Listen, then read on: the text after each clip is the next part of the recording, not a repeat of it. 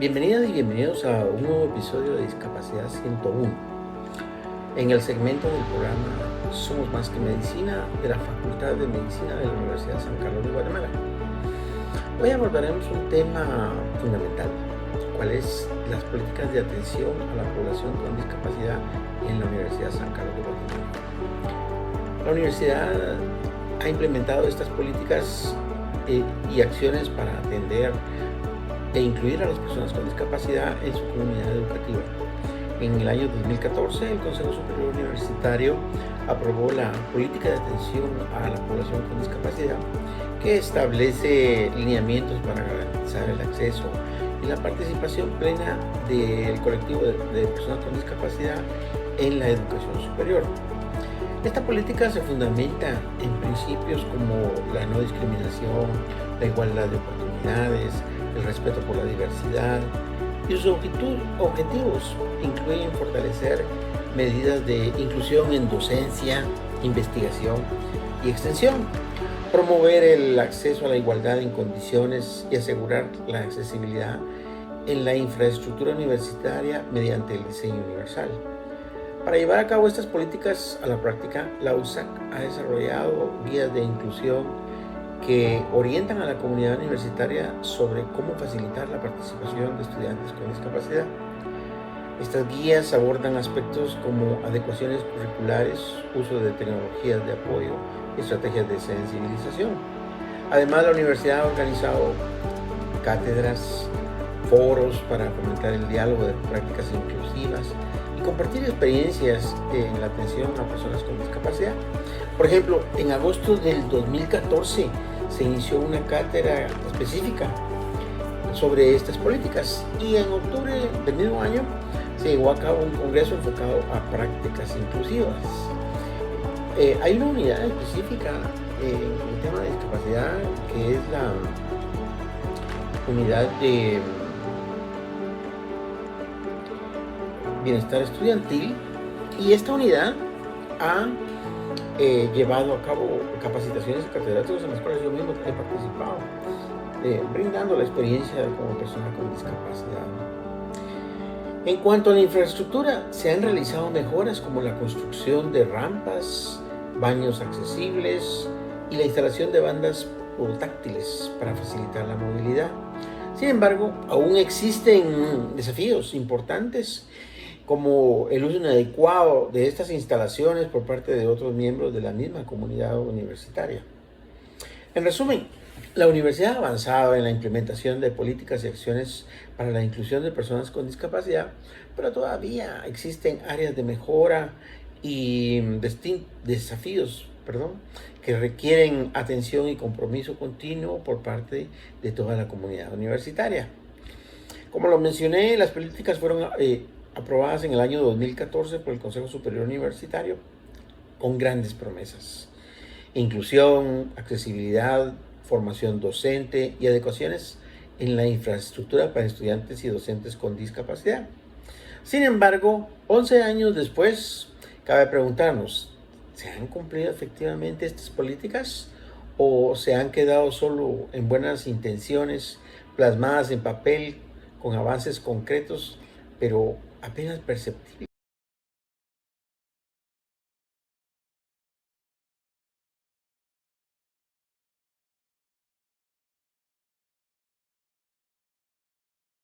Derechos humanos, en particular el derecho de las personas con discapacidad, el derecho a la educación superior inclusiva. Estas políticas se organizan en 6 grandes ejes de acción, como lo son la docencia, la investigación, la extensión, la administración, el territorio e infraestructura y la planificación. Hay una frase dentro del documento que resume claramente el espíritu de estas políticas y dice que la USAC debe convertirse en una entidad amigable que cumpla con la accesibilidad para todos. Pero en la práctica, todo esto ha sido más promesa que acción. Yo mismo he vivido situaciones bien complicadas en el tema, como les comentaba en el video anterior, en el episodio anterior, esta situación ha ocurrido, por ejemplo, en los baños de la Escuela de Ciencia Política, en algunas rampas. Y bueno, no hay elevadores, ¿verdad?, para subir a los edificios. Esto implica una serie de situaciones complejas. em, Porque muchas veces, por ejemplo, los usuarios de silla de ruedas dependemos de la buena voluntad de nuestros compañeros para que nos quieran apoyar para subir a un segundo nivel o un tercer nivel, ¿verdad? Lo cual es complicado, además de la parte emocional para la misma persona con discapacidad, crea una carga adicional en los compañeros, ¿verdad? Que pues al principio pueden hacerlo de muy buena voluntad, pero también posteriormente se van a ir cansando de estar llevando a cabo estas políticas, ¿verdad?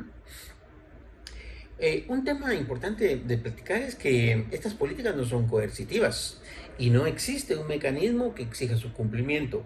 Su aplicación queda entonces a criterio de los catedráticos, de cada unidad académica o de cada autoridad administrativa. Y es muy interesante ese tema porque em, nos ha tocado ver esta situación en donde, por ejemplo, los catedráticos desconocen la existencia de las políticas y actúan de acuerdo a su criterio, ¿verdad? Pero existen una serie de estándares y procesos que se deben de cumplir para que nosotros podamos efectivamente ejercer nuestro derecho a la educación superior.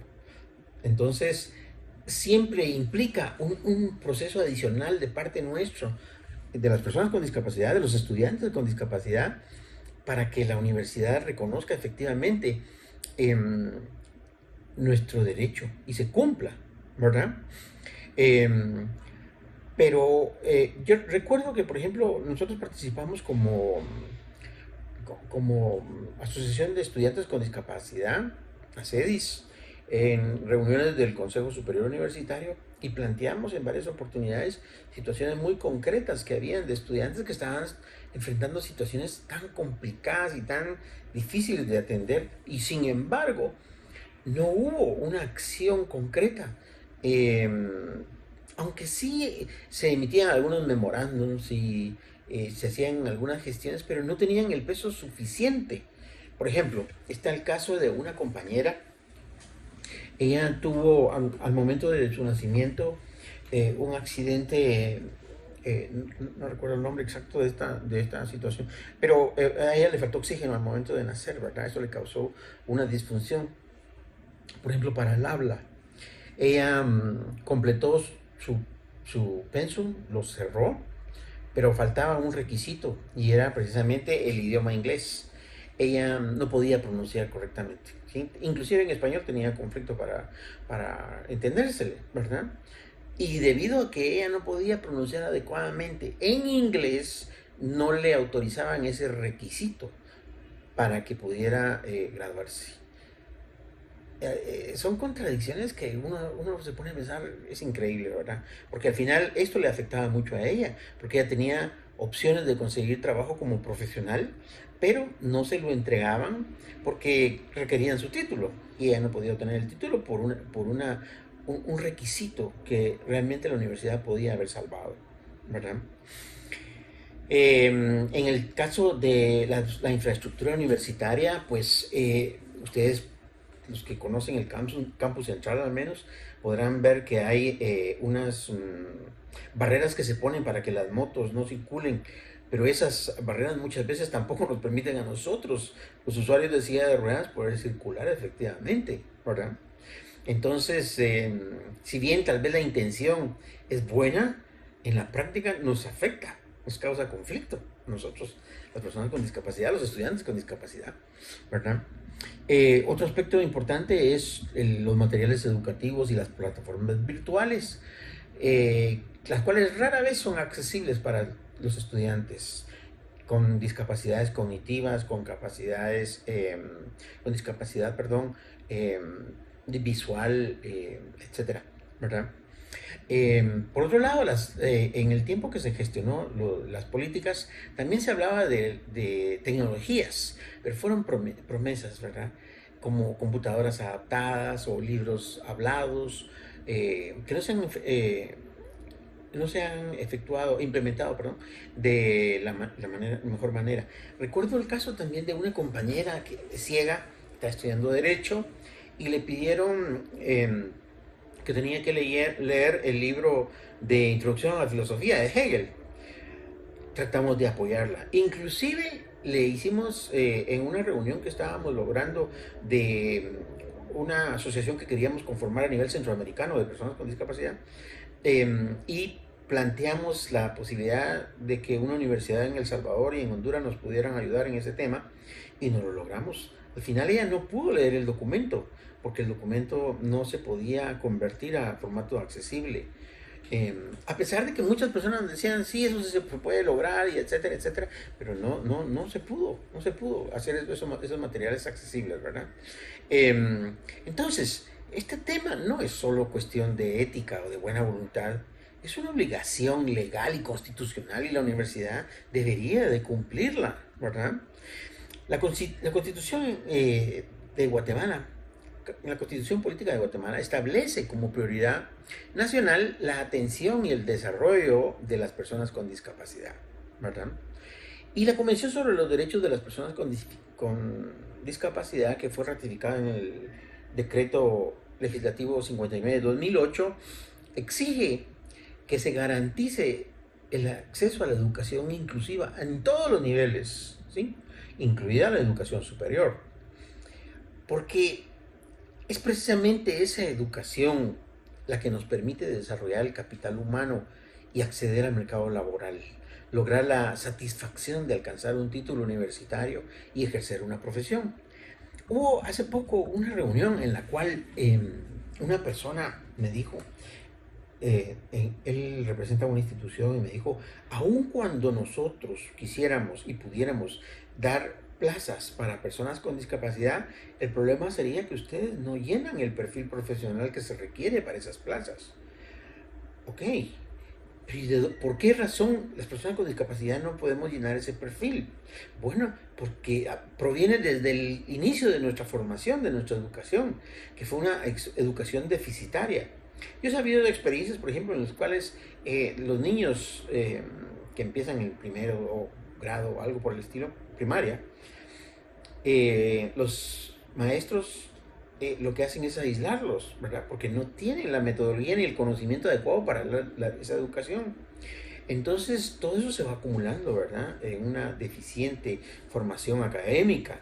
Y esto continúa, ¿verdad? O sea, no solo hay barreras arquitectónicas, hay barreras actitudinales, hay situaciones que no se han logrado superar, como tener esos materiales en los formatos que sean más adecuados, según la disfunción que tiene la persona, ¿verdad? Entonces, ¿qué podemos nosotros hacer? ¿Qué es lo que nosotros creemos que se puede hacer, ¿verdad?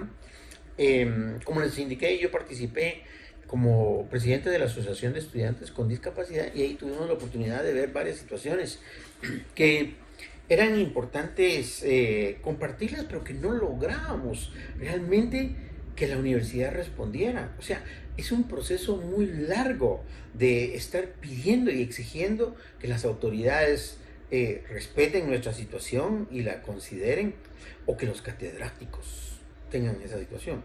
Les digo, yo en mi experiencia, en mis 50 cursos de ciencia política, creo solo haber tenido con un catedrático esta barrera, esta situación, ¿verdad?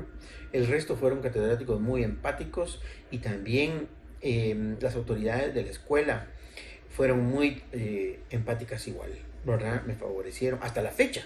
Hasta la fecha esto ha sido fabuloso, porque todavía ellos están facilitando, por ejemplo, ahorita que ya se va a llevar a cabo mi examen general de conocimientos, el examen privado, ellos han facilitado la localidad donde va a realizarse este examen, han adecuado muchas situaciones para favorecer que pueda concluir con este proceso, ¿verdad? Pero esto no lo encontramos todo el tiempo. Y también, como les dije, por ejemplo, el caso de los baños de la Escuela de Ciencia Política no son accesibles, ¿verdad? Y ahí no hubo una acción por remediarlo. pero esto sigue afectando a mis otros compañeros que continúan ahí cursando la carrera. O sea, son situaciones que debemos de ir corrigiendo. Pero bueno, volviendo al tema, nosotros observamos que cuando formamos parte de esa comisión de discapacidad, que era necesario encontrar un mecanismo, ¿sí? Lo cual nosotros denominamos un observatorio universitario de inclusión, ¿verdad? Y que esta unidad sí o permita monitorear el cumplimiento de las políticas institucionales de una manera, en materia de discapacidad, perdón. ¿Sí? Es importante esto porque, como les digo, todo de lo contrario quedan solo en acciones que cada quien tiene que estar luchando porque se cumplan, pero inclusive no podemos ni siquiera hacer un informe en que podamos denunciar cuántos casos han habido de discriminación o de problemas, cuántos se han resuelto, etcétera, etcétera, sino que quedamos muy a la deriva, ¿verdad? Creemos que este observatorio podría ayudar mucho para ir corrigiendo esos errores que van sucediendo en diferentes centros, ¿verdad? No solo en el campus central, esto ocurre en toda la universidad a nivel nacional, ¿verdad?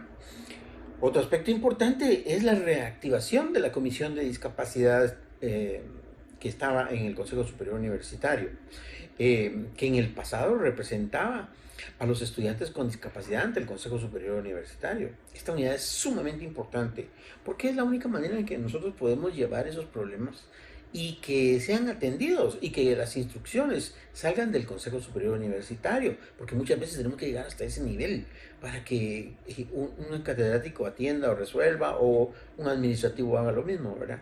Entonces, es importante que podamos reactivar esta comisión, ¿verdad?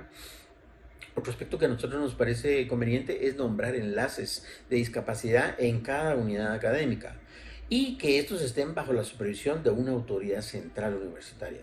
Existen ya varios representantes de unidades académicas, pero yo creo que la gestión ha sido mínima, ¿sí? Y los resultados igual.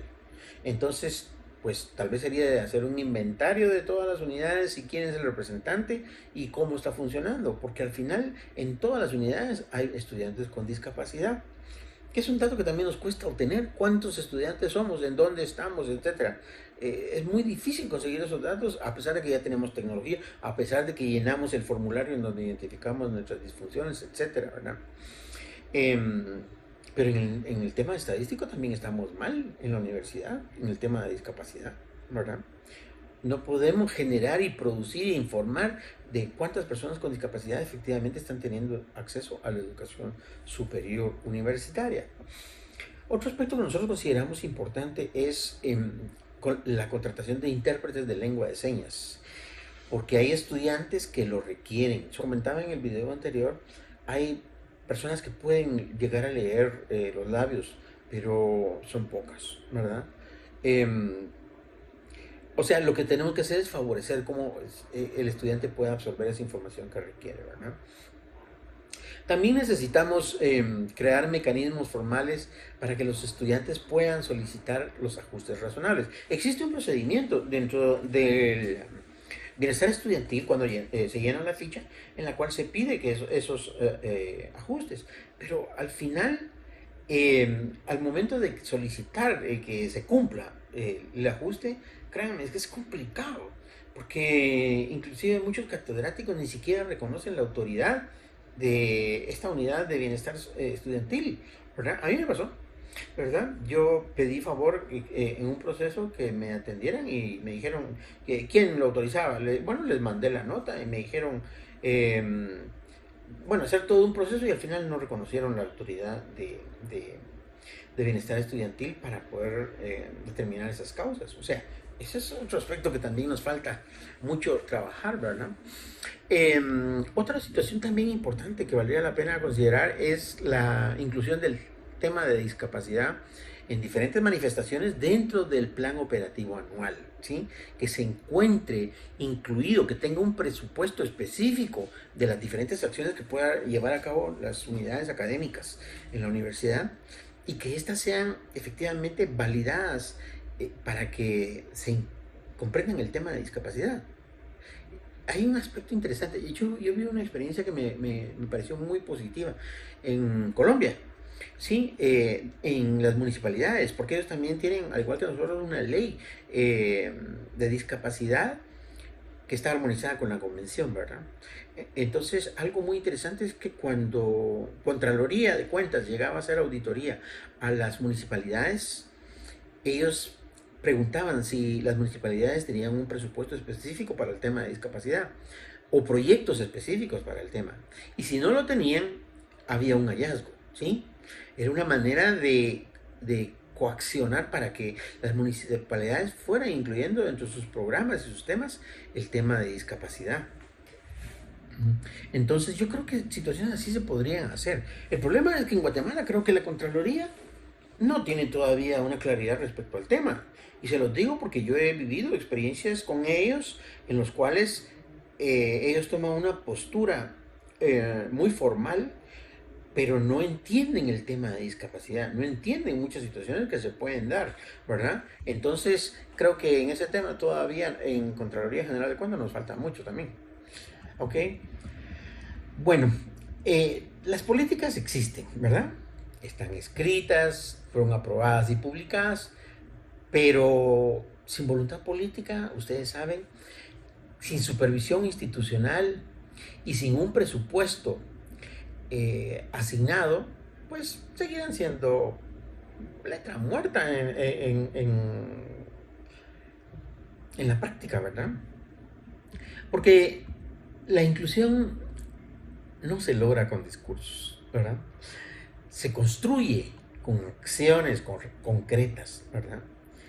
Y desde la universidad tenemos la responsabilidad histórica de ser una universidad pública verdaderamente accesible, donde ninguna persona quede fuera por motivos de discapacidad. Este es un aspecto que yo quisiera compartirles ya cerrando ahorita nuestro capítulo de hoy, porque es importante que las personas con discapacidad tengamos la opción y la posibilidad de concretar nuestros estudios en educación superior, ¿verdad? La discapacidad generalmente nos afecta y ha creado un sector eh, que, que tiene una baja escolaridad, ¿sí? Su baja escolaridad no le permite acceder a mejores condiciones de vida, pero además representa una carga económica para la familia, ¿verdad? Hay muchos aspectos que coinciden y que podrían ser superados si nosotros lográramos tener acceso a una educación superior inclusiva. Lo cual ya hemos dado pasos importantes, hemos avanzado, sí, hemos hecho algunos logros importantes, pero todavía nos falta.